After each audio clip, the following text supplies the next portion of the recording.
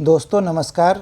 आज हम लोग 3 महत्वपूर्ण टॉपिक को पढ़ेंगे और इतिहास की अपनी यात्रा को आगे बढ़ाएंगे। ये 3 महत्वपूर्ण टॉपिक है साइमन कमीशन का भारत आगमन, नेहरू रिपोर्ट और लाहौर अधिवेशन। ठीक है, आइए एक एक करके चर्चा करते हैं। बेहद इम्पोर्टेंट टॉपिक है जिससे प्रारंभिक परीक्षा में प्रश्न बनने की संभावना हमेशा बनी रहती है।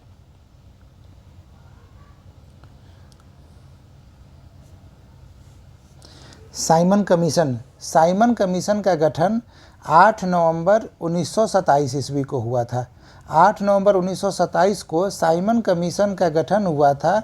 1919 में मॉन्टेग्यू चेम्सफोर्ड रिपोर्ट के आधार पे जो अधिनियम लाया गया था उसकी समीक्षा करने के लिए और भारत में किस प्रकार का और अत्यधिक स्वशासन दिया जाए इसके बारे में चर्चा करने के लिए। इसे व्हाइट मैन कमीशन कहा जाता है क्योंकि इसमें जितने भी सदस्य थे सबके सब भारतीय थे। कार्य क्या था? तो क्या भारत इस योग्य हो गया है कि वहाँ के लोगों को अधिक संवैधानिक अधिकार दिया जाए, और यदि हाँ तो वो अधिकार किस रूप में दिया जाए इसकी समीक्षा करने के लिए। जब साइमन कमीशन भारत आता है तो इसका विरोध होता है। विरोध क्यों हो रहा है? विरोध हो रहा है क्योंकि जिस आयोग को भारत की राजनीतिक भविष्य सुनिश्चित करना है उसकी सदस्यता किसी भारतीय को नहीं दिया गया। साइमन कमीशन सर्वप्रथम भारत 3 जनवरी 1928 ईस्वी को बम्बई में आता है और जब बम्बई में इसके सदस्य आता है तो काला झंडा दिखाकर इनका विरोध किया जाता है। विरोध करने के लिए भारतीयों के द्वारा अलग अलग तरीका अपनाया जाता है और ये विरोध पूरे भारत में, बम्बई में, लखनऊ में, दिल्ली में, लाहौर में, हर एक जगह किया जाता है नए नए तरीके से। मैं एक आध बताता हूँ आपको प्रसंग। जैसे लोनावाला से पूना तक पैरेलल लाइन है ट्रेन की और सड़कों की, तो जिस ट्रेन से साइमन कमीशन के सदस्य लोनावाला से पूना जा रहे होते हैं, इधर से आंदोलनकारी एक ट्रक बुक करते हैं और ट्रक में साइमन गो बैक का लिखवाते हैं और उसके बाद ट्रक ट्रेन के साथ साथ पैरेलली जाता है। तो इस प्रकार से बहिष्कार किया जाता है। ऐसे ही लखनऊ में साइमन कमीशन के सदस्यों का स्वागत करना रहता है तो वहाँ पे बैलून फुलाया जाता है और बैलून बोले तो गुब्बारे को आसमान में छोड़ा जाता है और उस गुब्बारे पे लिखा रहता है साइमन गो बैक। तो इस तरह से अलग अलग तरीके से साइमन कमीशन का विरोध किया जाता है। भारत में ऑलमोस्ट सभी पार्टियों ने साइमन आयोग का बहिष्कार किया था। इसमें जो महत्वपूर्ण है वो है लिबरल फेडरेशन, भारतीय औद्योगिक और वाणिज्यिक कांग्रेस, हिंदू महासभा, मुस्लिम लीग, और कांग्रेस के बिना तो भारत में कुछ होता ही नहीं है, तो कांग्रेस आपको याद रखना है। लिबरल फेडरेशन से एक नाम याद रखिएगा, तेज बहादुर सप्रू जुड़े हुए थे। ये परीक्षा में पूछा जाने लायक फैक्ट है तो इसे ध्यान में रख लीजिएगा। कुछ ऐसे भी दल थे भारत में उस समय जो साइमन आयोग के समर्थक थे। इसमें से 2 दल हैं, एक जस्टिस पार्टी और दूसरा पंजाब यूनियनिस्ट पार्टी। बस आपको नाम याद रखना है, ठीक है। अब यहाँ पे देखते हैं कि साइमन आयोग का प्रतिवेदन क्या क्या है। तो 2 बार साइमन आयोग भारत आता है, 1928 और 1929 में, और इसकी जो अनुशंसाएं है वो यह है। 1919 ईस्वी के भारत सरकार अधिनियम के तहत लागू की गई द्वैध शासन व्यवस्था को समाप्त कर उत्तरदायी शासन व्यवस्था की स्थापना हो। भारत के लिए संघीय संविधान होना चाहिए।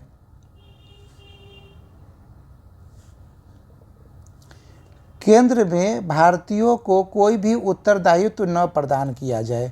उच्च न्यायालय को भारत सरकार के नियंत्रण में कर दिया जाए।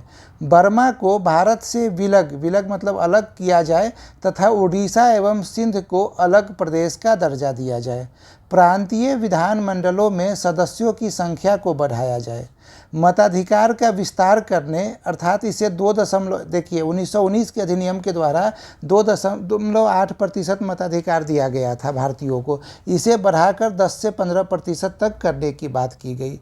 अब आप एक चीज़ ध्यान में रखिएगा कि साइमन कमीशन के रिकमेंडेशन पे ही गोल मेज सम्मेलन 1, 2, 3 किया गया लंदन में, और इसके अतिरिक्त 1935 का जो अधिनियम आया वो भी साइमन कमीशन के रिकमेंडेशन पे ही आधारित था। परीक्षा में ये दोनों फैक्ट बहुत महत्वपूर्ण है, तो आप याद रखिएगा इसे कि 1935 का अधिनियम तथा गोल मेज सम्मेलन 1, 2 तथा 3 तीनों साइमन कमीशन के रिकमेंडेशन के आधार पे ही किया गया। अभी कुछ रिकमेंडेशन और है। गवर्नर व गवर्नर जनरल अल्पसंख्यक जातियों के हित के प्रति विशेष ध्यान रखें। प्रत्येक 10 वर्ष बाद पुनरीक्षण के लिए एक संविधान आयोग की नियुक्ति की व्यवस्था को समाप्त कर दिया जाए। भारत के लिए एक ऐसा लचीला संविधान बने जो स्वयं से विकसित हो। ठीक है, अब ये सारा रिकमेंडेशन है। भारत में विरोध हो रहा है, इसी विरोध के दौरान लाला लाजपत राय को लाहौर में लाठी लगता है जिससे उनकी मृत्यु हो जाती है। अब यहाँ पे एक चीज़ याद रखने योग्य है कि इस समय भारत के राज्य सचिव का नाम है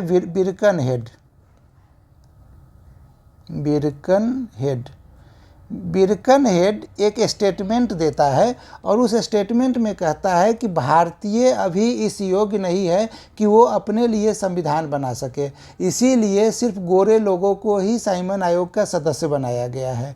और इसी बात के बाद मोतीलाल नेहरू के द्वारा नेहरू रिपोर्ट लाया जाता है। ठीक है, तो नेहरू रिपोर्ट जो लाया जाता है वो साइमन आयोग को ही जवाब देने के लिए नेहरू रिपोर्ट लाया जाता है और बताया जाता है नेहरू रिपोर्ट के द्वारा कि भारतीय अपने लिए संविधान बनाने की स्थिति में है। अब आते हैं नेहरू रिपोर्ट पे। नेहरू रिपोर्ट बनाने में कुछ लोगों ने मदद की थी मोतीलाल नेहरू की। ये नेहरू रिपोर्ट मतलब मोतीलाल नेहरू। ठीक है, वो नाम कौन कौन से है ये आपके परीक्षा के लिए महत्वपूर्ण है, पहले भी पूछा जा चुका है। तेज बहादुर सप्रू, सुभाष चंद्र बोस, MS सरदार, मंगल सिंह,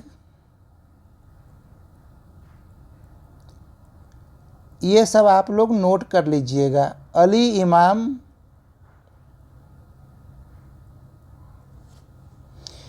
कुरैशी, GR प्रधान। अब देखिए, सप्रू के बारे में ऑलरेडी परीक्षा में पूछा जा चुका है, तो या तो ये रिपीट हो जाएगा, और यदि रिपीट नहीं होगा तो फिर जो बाकी नाम हमने लिखा है इसमें से कोई नाम आपसे पूछ लेगा कि नेहरू रिपोर्ट बनाने में मोतीलाल नेहरू की मदद किसने की थी, या ऐसा भी हो सकता है कि निम्नलिखित में से कौन नेहरू रिपोर्ट से संबंधित है और एक साथ 3-4 नाम दे दे, तो आप वो बनाने की स्थिति में रहिएगा। अब नेहरू रिपोर्ट में जो मांग की जाती है वो मांग क्या क्या है, तो सबसे पहला मांग है भारत को डोमिनियन स्टेटस का दर्जा दिया जाए। ठीक है, दूसरा, भारत एक संघ होगा जिसके नियंत्रण में केंद्र में द्विसदनीय विधानमंडल होगा, मंत्रिमंडल सदन के प्रति उत्तरदायी होगा। ठीक है, गवर्नर जनरल की स्थिति संवैधानिक मुखिया भर ही रहेगी। सांप्रदायिक आधार पर पृथक निर्वाचन मंडल की मांग अस्वीकार कर दी गई। अब इस चीज़ को याद रखिएगा, नागरिकता को परिभाषित करते हुए मूल अधिकार का प्रतिपादन किया गया, ये बात है। इसके अलावा मूल अधिकार में कुछ बातें कही गई, जैसे वयस्कों के लिए मताधिकार की बात, महिलाओं के लिए समान अधिकार, संगठन बनाने की स्वतंत्रता हो, धर्म को राज्य से पृथक करने की बात यानी धर्मनिरपेक्षता की बात, ये सारी बातें मूल अधिकार में की गई। लेकिन जो सबसे महत्वपूर्ण है वो है पृथक निर्वाचन मंडल। कब लाया गया था? 1909 ईस्वी में लाया गया था। विस्तार कब किया गया था? 1919 ईस्वी में। 1909 ईस्वी में सिर्फ मुसलमानों के लिए लाया गया था, और क्या कहा गया था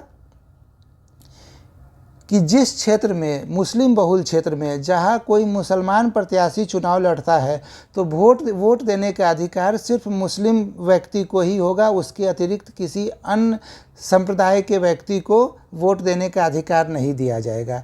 तो जब इसे अस्वीकार करने की बात हो रही है तो इसका विरोध कौन करेगा? इसका विरोध करेगा मुस्लिम लीग के द्वारा विरोध किया जाएगा। ठीक है, और मुस्लिम लीग के द्वारा जब विरोध किया जाता है तो जिन्ना के द्वारा एक 14 सूत्री फार्मूला लाया जाता है। ठीक है, ये 14 सूत्री फार्मूला हमारे लिए नहीं महत्वपूर्ण है। बेसिक बात इसमें क्या किया गया कि मुसलमानों के लिए पृथक निर्वाचन की सुविधा बरकरार रहे, इस बात के लिए कहा गया। उसके अतिरिक्त केंद्र तथा प्रांत में मंत्रिमंडल में 1/3 प्रतिनिधित्व मुसलमानों को मिले, ये बात भी इसमें कह दी गई। तो ये चीज़ आपने देख लिया कि मुस्लिम लीग के द्वारा या जिन्ना के द्वारा जो 14 सूत्री प्रस्ताव आया था उसमें ये बातें कही गई। अब दूसरा जो होता है प्रॉब्लम नेहरू रिपोर्ट के साथ, वो है डोमिनियन स्टेटस को लेकर। ठीक है, डोमिनियन स्टेटस, इसका मतलब क्या है? इसका मतलब है कि हम अपने आंतरिक मामले में स्वतंत्र है, लेकिन बाह्य मामले में अभी हम अंग्रेज़ों के ऊपर निर्भर रहेंगे। इस समय जो स्थिति थी उसमें गांधी जी, मोतीलाल नेहरू, इन लोगों का कहना है कि अंग्रेज़ अभी डोमिनियन स्टेटस के लिए तैयार हो जाए, यही बहुत बड़ी बात है। लेकिन इस समय अलग अलग विचारधारा के लोग पूर्ण स्वराज की बात करने लगे थे। यही वो समय है जब नेहरू जी ब्रुसेल्स गए थे भारत का प्रतिनिधित्व करने के लिए, और वहाँ एक समाजवादी आयोजन किया गया था, उसमें शामिल हुए थे।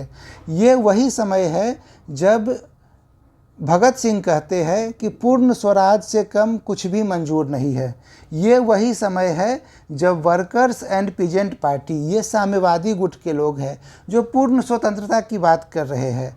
ये वही समय है जब नौजवान सभा का गठन किया जा रहा है भगत सिंह के द्वारा, और नौजवानों को राजनीतिक रूप से प्रशिक्षित किया जा रहा है, नौजवानों के बीच में राजनीतिक चर्चा को बढ़ावा दिया जा रहा है। तो ये सारा रीजन एक साथ इकट्ठा होता है और वहाँ से डोमिनियन स्टेटस का विरोध शुरू होता है। कहाँ पे? कांग्रेस के भीतर ही। और कांग्रेस के भीतर विरोध करने के लिए इंडिपेंडेंस फॉर इंडिया लीग की स्थापना की जाती है। ये कांग्रेस के भीतर ही है और ये डोमिनियन स्टेटस की बात कर रहे हैं। सोचिए, देश गुलाम है लेकिन लोकतंत्र की बात कैसे हो रही है? तो ये इंडिपेंडेंस फॉर इंडियन लीग से कौन कौन जुड़े हुए हैं? जवाहरलाल नेहरू। पिता बोलते हैं कि डोमिनियन स्टेटस चाहिए और पुत्र बोलते हैं कि नहीं, हमें तो पूर्ण स्वराज से कम कुछ चाहिए ही नहीं। ठीक है, इसे कहते हैं लोकतंत्र, जो बाद में दिखा, देश आज़ाद हुआ तब। तो ये Jawaharlal Nehru independence for Indian league से जुड़े हुए थे। इसके अतिरिक्त सुभाष चंद्र बोस जुड़े हुए थे। एक और नाम जो बेहद महत्वपूर्ण है, आपको याद रखना है, सत्यमूर्ति भक्त। सत्यमूर्ति भक्त। ठीक है, परीक्षा में ऑलरेडी जवाहरलाल नेहरू और सुभाष चंद्र बोस के बारे में पूछा जा चुका है। ठीक है, अब क्या पूछा जा सकता है? तो सत्यमूर्ति भक्त के बारे में, या आपको स्टेटमेंट दे देगा और बोल देगा कि independence for India league Congress के भीतर ही नेहरू रिपोर्ट का विरोध कर रही थी, तो ये स्टेटमेंट सही हो जाएगा। तो आपने नेहरू रिपोर्ट को देख लिया, नेहरू रिपोर्ट के विरोध को भी देख लिया। अब नेहरू रिपोर्ट के बारे में एक आध बात और। 1928 ईस्वी में कलकत्ता में कांग्रेस का अधिवेशन होता है। मोतीलाल नेहरू अध्यक्ष होते हैं।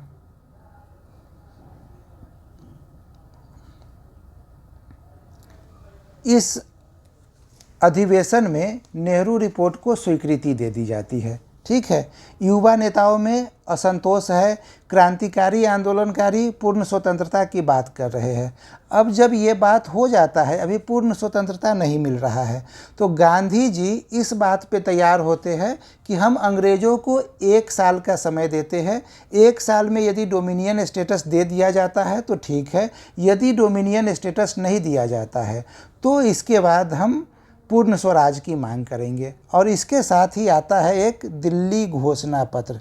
दिल्ली घोषणा पत्र 2 नवंबर 1929 को लेकर आया जाता है। इसमें कुछ बात कही जाती है। बात क्या कही जाती है कि साइमन कमीशन जो अपना रिपोर्ट दे रही है अंग्रेज़ों को, ब्रिटिश पार्लियामेंट को, उसके आधार पे प्रथम गोलमेज सम्मेलन बुलाया जा रहा है।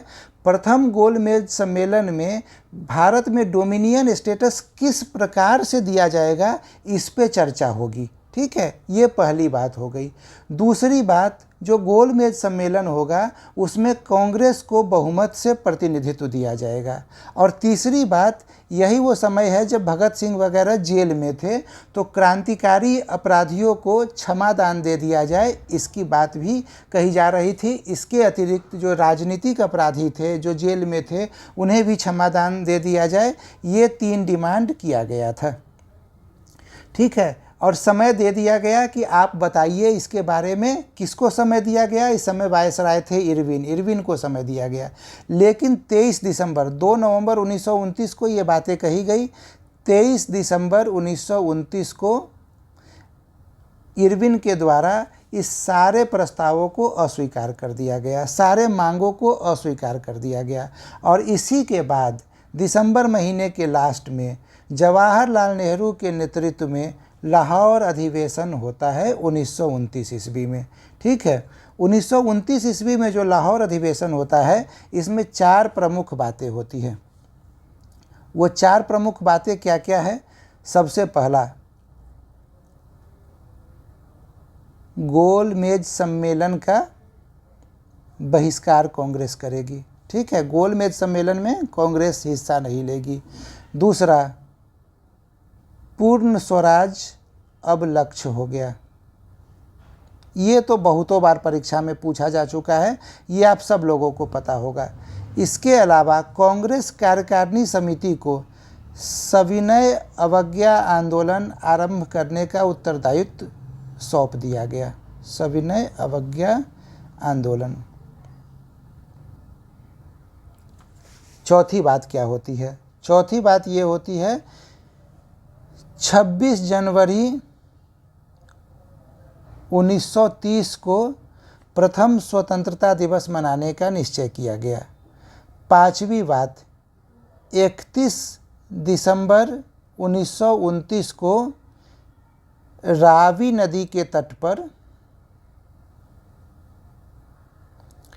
तिरंगा झंडा फहराया गया। ठीक है, अब ये 5 बात आप लोगों को याद रह जाएगा तो लाहौर अधिवेशन के बारे में सारी चर्चा हो गई। सबसे पहले लाहौर अधिवेशन कब होता है? 1929 में। अध्यक्ष किसे बनाया जाता है? जवाहरलाल नेहरू को। 1928 ईस्वी में डोमिनियन स्टेटस की बात की गई थी और अंग्रेज़ों को 1 साल का समय दिया गया था।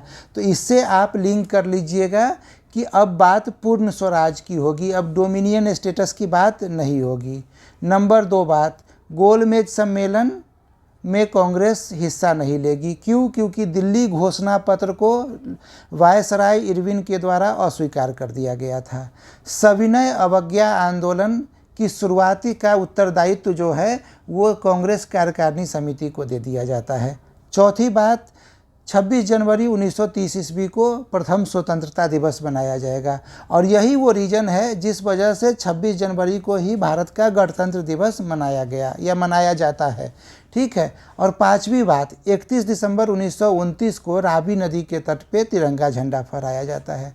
तो इसके साथ ही हमारी चर्चा साइमन कमीशन, नेहरू रिपोर्ट और लाहौर अधिवेशन के बारे में हो गया। उम्मीद करता हूँ चीज़ें आप लोगों को समझ में आई होगी। अगले वीडियो में जब हम लोग मिलेंगे तो सविनय अवज्ञा आंदोलन के बारे में पढ़ाई करेंगे। आप लोग वीडियो को देखकर एक प्रॉपर नोट्स बनाते रहिए ताकि अंतिम समय में रिवीजन हो सके। अब 20 मिनट का यदि कोई वीडियो बन रहा है, आप यदि नोट्स उसका बना के अपने पास रख लेंगे तो फिर 3 मिनट, 2 मिनट या 4 मिनट में आप उन चीज़ों को रिवीजन कर लीजिएगा और लास्ट टाइम में 1 मिनट में भी रिवीजन कर लीजिएगा। तो बार बार वीडियो सुनने से अच्छा है कि आप एक बार वीडियो सुने और उसका नोट्स बना कर रख ले अपने पास। परीक्षा में इससे बाहर कहीं कोई सवाल नहीं जाएगा। परीक्षा में कुछ भी पूछा जाएगा तो वो सारी चीज़ें यहीं से आपको मिल जाएगा परीक्षा में। ठीक है, उम्मीद करता हूँ आप लोगों को वीडियो पसंद आया होगा। वीडियो यदि पसंद आया है तो वीडियो को लाइक करें और सब्सक्राइब करें। धन्यवाद।